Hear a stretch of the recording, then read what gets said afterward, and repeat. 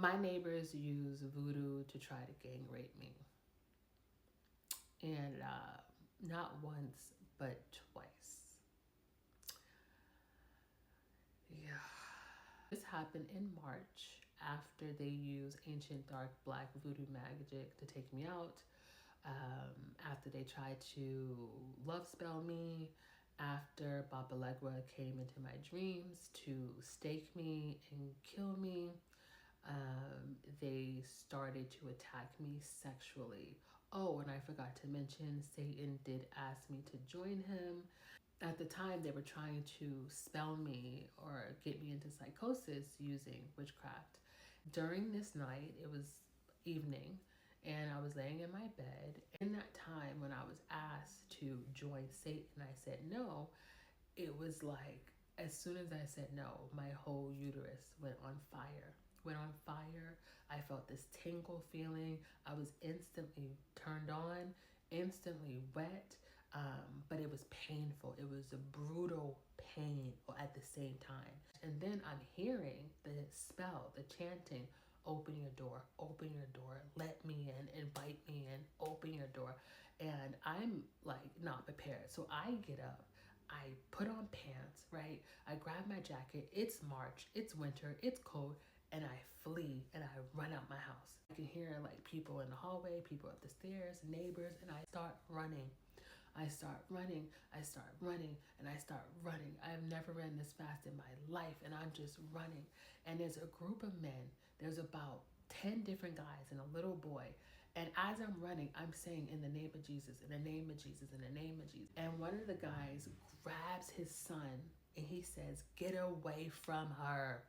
She has a bounty on her head." My neighbors use voodoo to try to gang rape me. And not once, but twice. I'm running by this group of men and I'm saying, "In the name of Jesus, in the name of Jesus." And one of the guys grabs his son and he says, "Get away from her. She has a bounty on her head." And I look over and it's all these men and they're just staring at me with fear. They're afraid of me and they are backing up. And I'm looking at them like I need help. No one's trying to help me. Okay. And I live in Brooklyn. I live in East New York. Okay. The witchcraft here is insane. I ran to Broadway Junction, which is a bit of a way. So I'm running to Broadway Junction and there's a police station there. And so my whole uterus is on fire.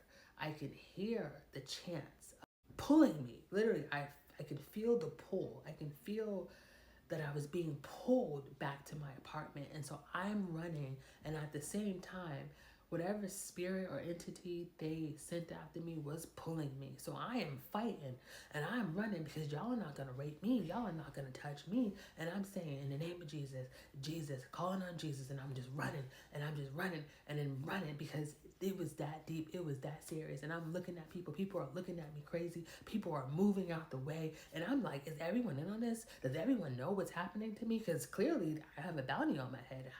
I don't even know these men. I don't even know these people. And I'm running and I get to Broadway Junction and I cannot speak. I can't speak anymore. I'm out of breath and my whole uterus is on fire. My whole uterus is tingling and I can feel hands on my uterus. I can feel people touching me and I can still hear them in my head, you know, "Open the door, come here, come back." As soon as I go in, I type on my phone, "I have a bounty on my head."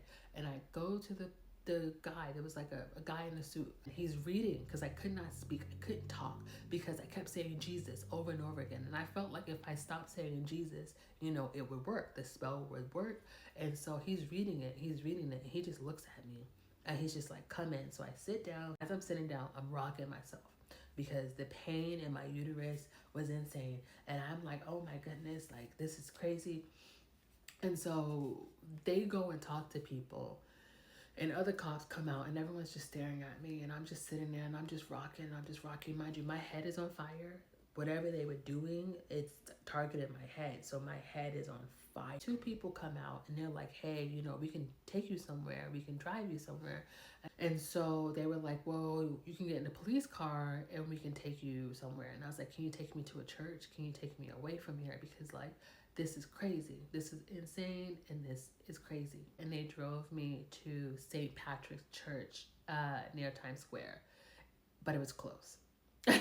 And so the sensation I felt died down. And I noticed as soon as I left the area, like the witchcraft wasn't as heavy.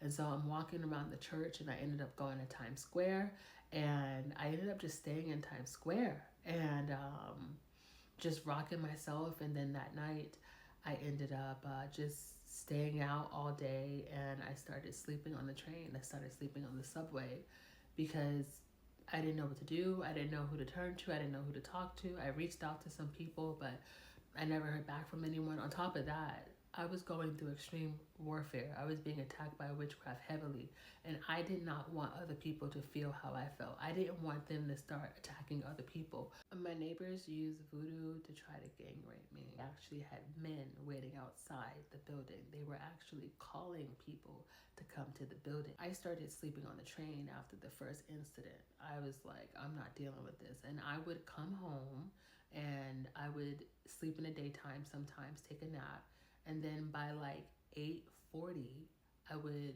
cook, pack food, and then I would leave and I would stay out all night, okay? Because the witchcraft would get really heavy between 11:40 and like 3 a.m.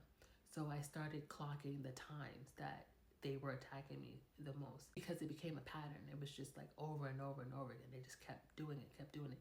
They're still doing it on me too.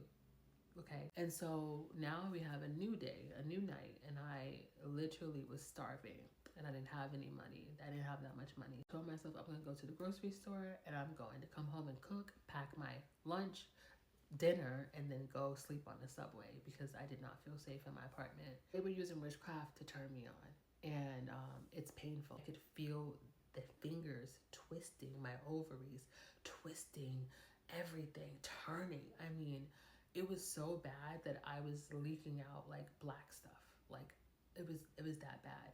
So this night I leave my apartment and I notice a man. So I look at him, I looked him dead in the eye, and he's standing right in front of the building. And something told me, like, this doesn't feel right, right? So God, was showing me, like, hey, like, pay attention to this stuff, And I go to the store, I feel eerie, I feel off, I feel weird. I come back, there's another guy, and now they're in the hallway. And so I go to the mailbox, I get my mail, and they're looking at me and they're talking like, oh, I'm here to meet a friend. I'm here to meet a lady friend. Oh, there's a woman here, that I'm going to see. And I'm like, bro, this is a setup. They're trying to set me up so I can get raped. And as I go into my apartment, I can also hear other neighbors. I can hear other men in the hallway. And I'm like, oh my God, bro, they're trying to set me up because now my pattern recognition is working like crazy. They're blasting my uterus using witchcraft, using voodoo. And so I'm turned on again. My whole uterus is being siphoned, my whole energy. And I'm in the corner saying, Jesus, Jesus, I'm just praying, I'm just praying, I'm just praying. And I can hear the same chants, open the door, let me in, open the door. Didn't leave my house. It was too late to leave. And I was like, but the men are outside. So this time they actually had the men waiting. So I'm like, bro, I can't leave. If I go through the back door, it's an alleyway. There could be men there. So like I stayed in my apartment. I literally put a table and barricaded my door. And I was in my bedroom and I was on the floor and I'm just saying, Jesus, Jesus, Jesus. And I am scared and I'm nervous, but I'm not going to give up and I'm fighting. I'm like, these men will not rape me. They will not gang rape me. You will not touch me. You will not.